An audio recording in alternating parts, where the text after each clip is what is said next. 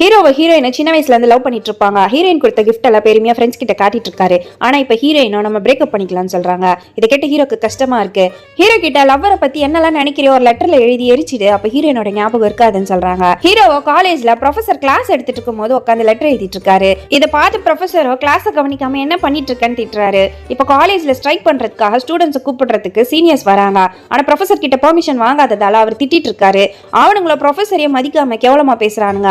Professor coma பேசுறதால இப்ப ப்ரொஃபசரே போட்டு அவனுங்க அடிச்சிடறானுங்க. அடிச்சடியில ப்ரொஃபசருக்கு மூக்குடைஞ்சு ரத்தம் வருது. இன்னொரு ப்ரொஃபசர் வந்து இந்த சண்டையை நிறுத்திட்டு ஸ்டூடெண்ட்ஸ் கிட்ட நம்ம தான் ஃப்ரெண்ட்லியா இருக்கணும்னு சொல்லி இப்ப அங்க இருக்க ஸ்டூடெண்ட்ஸா ஸ்ட்ரைக்கு காமிச்சு வைக்கிறாரு. ஸ்டூடெண்ட்ஸ்க்குலாம் இந்த ப்ரொஃபசரை தான் ரொம்ப பிடிக்கும்.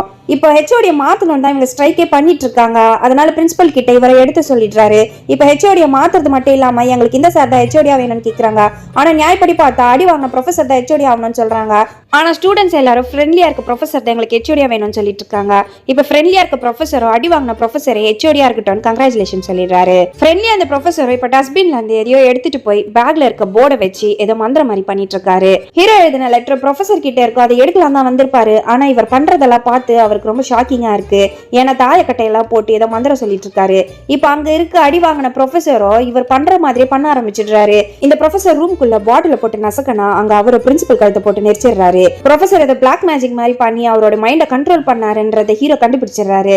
ஃப்ரெண்ட்ஸ் கிட்ட போய் சொன்னா அவங்கள நம்ப மாட்டாங்க, நீ லவ் ஃபெயிலியர்ல ஏதோ உளறிட்டு இருக்கேன்னு. பிரின்சிபல் அடிச்சதால ப்ரொஃபசரை பைத்தியம் சொல்லி காலேஜ் விட்டு தடுத்திடுறாங்க. இதுக்கெல்லாம் காரணமே இந்த வில்லன் ப்ரொஃபசர் தான். ஹீரோ ஃப்ரெண்ட்ஸ் கிட்ட சொல்லி புரிய வச்சிருந்தேன். இப்ப ஃப்ரெண்ட்ஸ் இதை நம்புறாங்க.